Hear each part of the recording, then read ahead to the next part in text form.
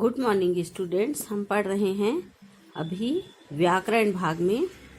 कल हमने पढ़ा संचार और संचार से संबंधित सभी प्रकार के प्रश्न उत्तर, इसके महत्व, कार्य, मीडिया का मतलब माध्यम कौन कौन से हैं, इसका क्या किस प्रकार से इसमें प्रक्रिया होती है। आज हम पढ़ेंगे पत्रकारिता के विविध आयाम।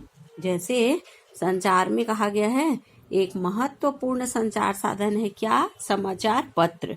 तो समाचार पत्र में हमको ये लगता है कि हम तो समाचार पत्र खरीदे, पढ़ लिए, उसमें जो भी खबरें हैं हमको पता चल गई। पर आप कल्पना करके देखिए कि 1, 2 या 4 पन्ने में पूरे विश्व की घटनाएं होती हैं। आप देखेंगे अलग अलग हेडिंग होता है, अपना क्षेत्र का होता है, अपने शहर का होता है, खेल विभाग का होता है, बाल विकास महिला विभाग का होता है। ऐसे अलग अलग सभी प्रकार के समाचार होते हैं। तो कल्पना करके देखें कि समाचार पत्र पूरा जब तैयार होकर छपा छपाया हमारे सामने आता है, तब उसे हम पढ़कर पत्रकारिता को समझ पाते हैं। तो वास्तव में पत्रकारिता क्या है? मनुष्य जिज्ञासु प्राणी है। से क्या तात्पर्य है? कुछ न कुछ जानने की, वहाँ क्या हो रहा होगा, इसके आगे क्या होगा, ये जिज्ञासा बनी रहती है। वही जिज्ञासा समाचार एवं व्यापक अर्थ में पत्रकारिता की शुरुआत है। माने उसको किसी भी प्रकार के वहाँ के जानने की जो इच्छा होती है, जिज्ञासा होती है। देश दुनिया में घटने वाली घटनाओं को पत्रकार, कौन? पत्रकार समाचार के रूप में परिवर्तित करके हम तक पहुंचाते हैं। हम तो पढ़ रहे हैं, जिसने ले लिया समाचार पत्र उसने पढ़ा, उसमें छपा छपाया जो आया है किसने बनाया है? पत्रकार ने। वे सूचनाओं का संकलन करते हैं। अब जहां जहां इस प्रकार की सूचनाएं हैं जो 4 लोगों तक पहुंचाई जा सके, तब उसको समाचार पत्र में छापते हैं। फिर उन्हें समाचार पत्रों के रूप में डालकर, माने उसको प्रिंटिंग करके हमारे सामने प्रस्तुत करते हैं। इस प्रक्रिया को ही पत्रकारिता कहा जाता है। समझ में आया? प्रश्न है पत्रकारिता क्या है? जिज्ञासा समाचार एवं व्यापक अर्थ में पत्रकारिता का मूल नाम है। देश दुनिया में घटने वाली घटनाओं को पत्रकार समाचार के रूप में परिवर्तित करके हम तक पहुंचाता है। वे सूचनाओं का संकलन करते हैं, फिर उन्हें समाचारों के रूप में ढालकर हमारे सामने प्रस्तुत करते हैं। इस प्रक्रिया को पत्रकारिता कहा जाता है। पत्रकारिता को विधायिका, कार्यपालिका एवं न्यायपालिका अतिरिक्त लोकतंत्र का चौथा स्तंभ कहा जाता है। माने इन तीनों से विधायिका, कार्यपालिका और न्यायपालिका से लोकतंत्र का संचालन संभव हो पाता है। उन्हीं में आगे चौथा है क्या? पत्रकारिता। सरल शब्दों में देश विदेश में घटने वाली घटनाओं को संकलित करके उन्हें समाचार के रूप में प्रकाशित करने की विधा को पत्रकारिता कहते हैं। इतना आपको लिखना है। जब पत्रकारिता किसे कहते हैं या पत्रकारिता क्या है, पत्रकारिता से आप क्या समझते हैं, जो भी प्रश्न रहेगा तब पत्रकारिता के क्षेत्र के विषय में प्रकाश डालें। हम जब पेपर पढ़ते हैं तो देखते हैं अपने आसपास की भी खबरें होती है, फिर अपने देश की खबरें होती हैं, फिर विदेश की खबरें होती हैं। इसमें भी कुछ अर्थव्यवस्था से संबंधी, कुछ खेल से संबंधी, कुछ सामाजिक तत्व होते हैं। तो पत्रकारिता का क्षेत्र अत्यंत विस्तृत व व्यापक है। पत्रकारिता का क्षेत्र व्यापक होने के साथ साथ चुनौतीपूर्ण भी है। यदि आप कहीं भी किसी भी समाचार को छाप रहे हैं, लोगों तक उसके बारे में पहुंच रहा है, यदि उसकी कुछ प्रक्रिया हो रही तो उसके लिए भी वह जिम्मेदार रहेगा, इसलिए चुनौतीपूर्ण है। लोकतंत्र के तीनों स्तंभों विधायिका, कार्यपालिका व न्यायपालिका की निगरानी करने के साथ उन्हें सचेत करना, ध्यान देंगे शब्दों पर, जनहित के लिए संघर्ष करना, कभी भी समाचार पत्र या इस प्रकार के जो साधन होते हैं सदैव यह ध्यान में रखा जाता है सार्वजनिक माने सभी लोगों के हित में हो, लोगों का मार्गदर्शन करना, जनहित के कार्य करना इसके दायित्व हैं। विभिन्न क्षेत्रों में यदि कुछ योजनाएं हैं, यदि कुछ कार्य चल रहा है तो उसकी जानकारी देना भी, मार्गदर्शन करना भी आज पत्रकारिता एक नए तरह का मिशन है। चूंकि मीडिया का इतना चलन है, नेट के चलते सारी चीजें आपको तुरंत ऑनलाइन पता चल रही है, लेकिन इसका कोई विकल्प नहीं हो सकता। माने पत्रकारिता भी अपने आप में बहुत ही महत्वपूर्ण है।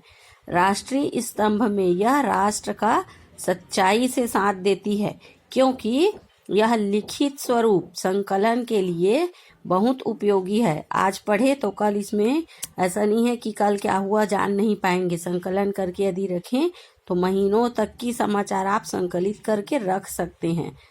अब है पत्रकारिता के प्रमुख प्रकार। कौन कौन से प्रकार हैं?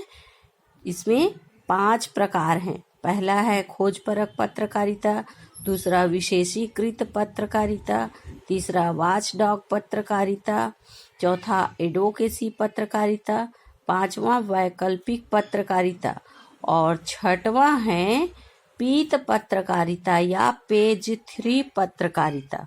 इसमें आपको ध्यान देना है, ये सभी प्रकार में अलग अलग डिटेल भी हैं और लिखते समय आप सबसे पहले ये 6 प्रकार को बताएंगे, उसके बाद इसमें किसको कौन सा कहते हैं इसके पहली कक्षा में भी माने जब इसको पढ़ाया गया था आपको स्पष्ट किया गया है।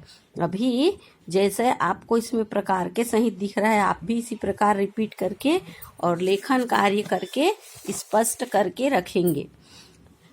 खोजपरक पत्रकारिता ऐसी पत्रकारिता है जिसमें गहराई से माने ऐसा नहीं है कि कुछ बोल दिया और उसकी सच्चाई पता ही ना हो, तो गहराई से छानबीन करके सूचनाओं को सामने लाने की कोशिश की जाती है। अंदाजे से कुछ भी नहीं होता, जिन्हें दबाने या छिपाने का प्रयास किया जाता है। चूंकि जनता का जनता के लिए शासन है और आज के समाज में आधुनिक युग में बहुत सारी चीजें ऐसी रहती है जो कोई किसी के सामने लाना नहीं चाहता या दबाना चाहता है, तो ऐसी चीजों को खोज करके छापना खोजपरक पत्रकारिता कहलाती है।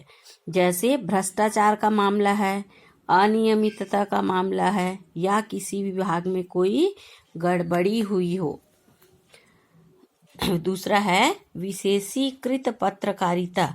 इसमें संपादकीय पत्रकारिता, न्यायपालिका का पत्रकारिता, न्यायालय पत्रकारिता, आर्थिक पत्रकारिता माने अर्थ से संबंधित व्यवसाय, रुपये का मूल्य का घटना बढ़ना, कीमतों का, ये सब जिसमें समीक्षा हो। खेल पत्रकारिता माने सभी जगह देश विदेश के खेलों का ज्ञान हो। विज्ञान और विकास माने समय समय पर जो हमारे आधुनिकता की ओर बढ़ने के कदम हैं उनका भी उसमें उल्लेख होता है। अपराध पत्रकारिता ये भी एक महत्वपूर्ण है।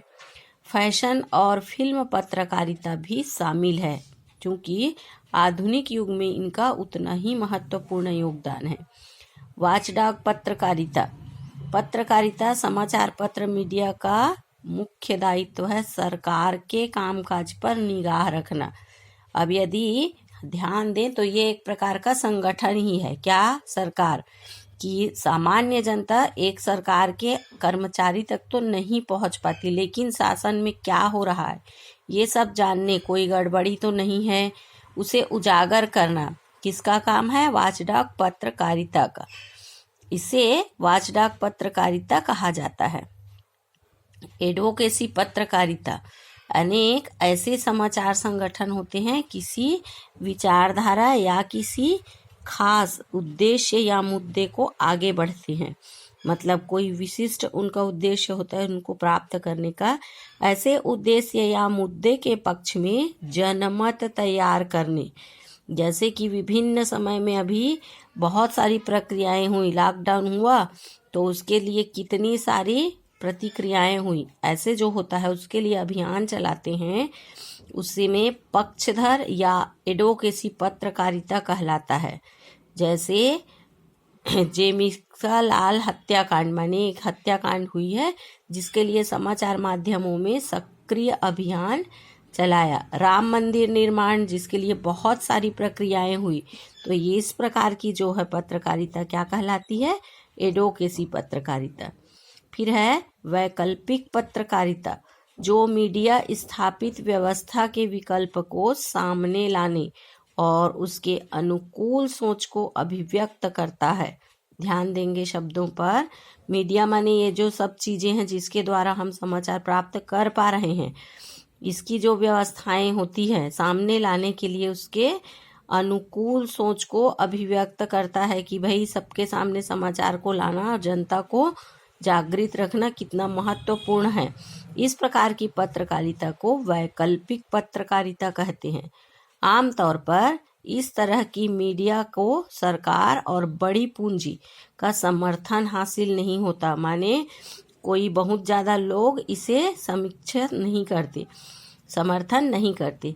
उसे बड़ी कंपनियों के विज्ञापन भी नहीं मिलते। यदि कोई समाचार पत्र चला रहा है तो उसके लिए आय का साधन हो, तो ये केवल पाठकों के सहयोग पर निर्भर रहता है। कौन सा?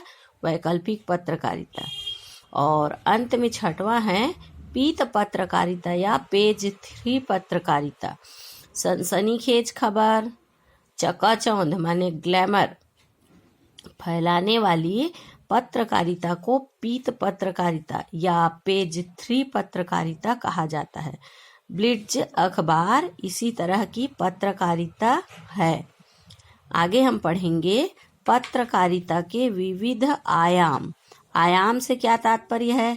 जैसा कि हमको छपा छपाया 4 पृष्ठ का पेपर, 6 पृष्ठ का, 10 पृष्ठ का पेपर दिख रहा है, तो उसमें कितनी सारी चीजें होंगी। पहले तो कागज होगा, समाचारों का संकलन होगा, कौन सा समाचार कहाँ पर हो ये होगा, उसके बाद उसके छपने पर उसका स्पेस तय होगा।